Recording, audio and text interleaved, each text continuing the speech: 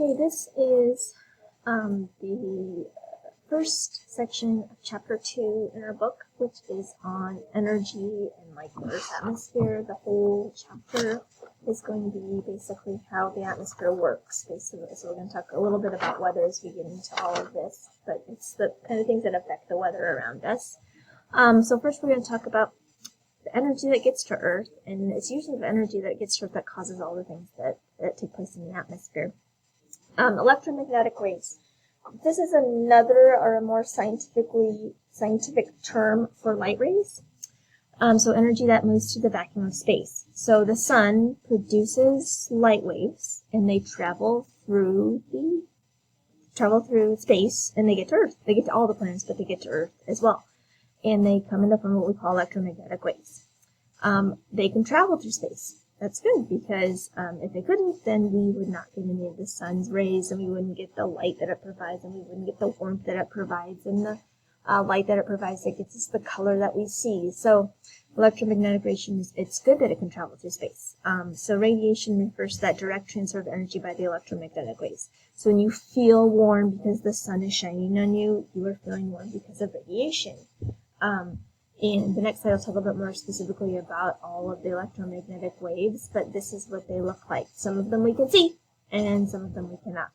But electromagnetic radiation is all of those light waves, even the ones we can't see. There's a lot more to it than this. We'll learn about this even in more detail in 7th grade when we talk about light waves. But most energy travels, there's 3 basic ones that are brought up in the book. There's infrared, there's visible light, and then there's ultraviolet. Infrared is heat. When you feel heat, you feel infrared. Visible light are all the colors that we see. And then UV radiation is the stuff that we talk about. That's the stuff you want to protect yourselves from. It's the stuff that causes sunburn and skin cancer and things like that.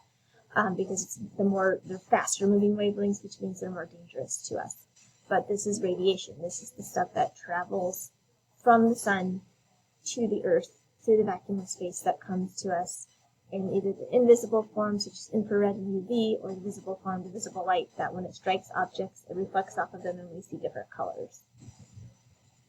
Okay, so when sunlight comes into our atmosphere, it does several different things. As you can see through the picture, it's either absorbed or reflected. So about 50% is absorbed by the Earth's surface. Okay, so this heats water, this heats land. It keeps us from freezing, basically. So it's that part that basically gets absorbed by the land that it hits. Some is radiated back into the atmosphere. 20% is absorbed before it even gets here, so it's absorbed by the atmosphere. 25% is reflected off of like things in the air, like clouds and things like that, reflected back, and then 5% is reflected by the surface. So we have 50%, and then the other 50% is absorbed by things either in the atmosphere or reflected back into the atmosphere. So 50% is absorbed. Another 20% absorbed by the particles in the atmosphere warming the air around us. So some warms the earth, some warms the atmosphere, and some is reflected back into the atmosphere itself. Okay, so scattering. This is what happens when the gases in the atmosphere reflect. So they reflect all of the light, but some of it is scattered more than others. I tried to find a picture that would really show this well. Because I wanted you to understand why is the sky blue. Because it's not blue because it actually is blue. It's blue because we're seeing reflected light waves. What happens when the electromagnetic radiation or the sun comes into the atmosphere, part of it's visible light, and that those visible colors, because the white light is split into red, orange, yellow, green, blue, purple. Well, blue and purple scatter more. So when they get into the atmosphere here, you can see the blue and the purple start to scatter a little bit more than the other wavelengths. You can kind of see them going off, and even kind of the greens and stuff as well. Red, orange, and yellow stay pretty much the same. But these three, those kind of bluish, purplish, greenish, when they come together, kind of form more of a blue. Blue is kind of the most prevalent color of all of those. It's scattered. So what we're seeing is a scattering of those light waves that are reflected back into the atmosphere. They're scattering the blues, the purples, the greens, and they're scattering so we see the blue sky. At sunrise and at sunset, what's happening there is that the light passes through more of the atmosphere at this point, and because of that, we see less of the scattered light and more of the direct light. So the direct light is made up of the reds, the oranges, and the yellow. So the red direct light we see more at sunrise and sunset, and the scattering of light gets kind of like, it isn't as easy to see because we're seeing that sun is a little bit more, I don't want to say it's closer, but it's kind of closer to the ground at that point as it's rising and setting. Not really, but that's the view of it is closer. And because of that, we see more direct sunlight, which means that's why we see the reds, orange, and yellows. Whereas when it's up in the middle of the sky during the day, our view of it, it's scattering more of the blues, the purples, and the greens, which is why we see the blue sky.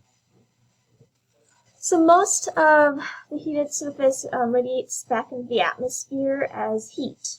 All right, so that's why we feel heat around us. And so infrared radiation is that direct heat. Whenever you see a heat lamp keeping something warm, you're not actually seeing infrared radiation. You're seeing light, visible light, but there's also heat coming off of those lamps too, and that heat that's coming off is infrared. The greenhouse effect, which is we have this layer of ozone in part of our atmosphere, which actually keeps some of that UV light from getting in. It kind of bounces off of that back into the atmosphere. There's also this greenhouse effect that takes place as well.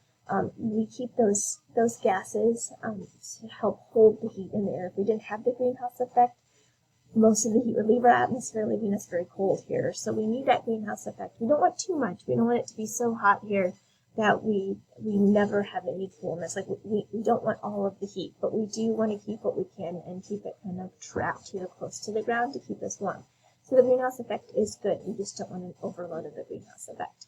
All right, so this is the end of the first section in chapter 2 on energy in Earth's atmosphere.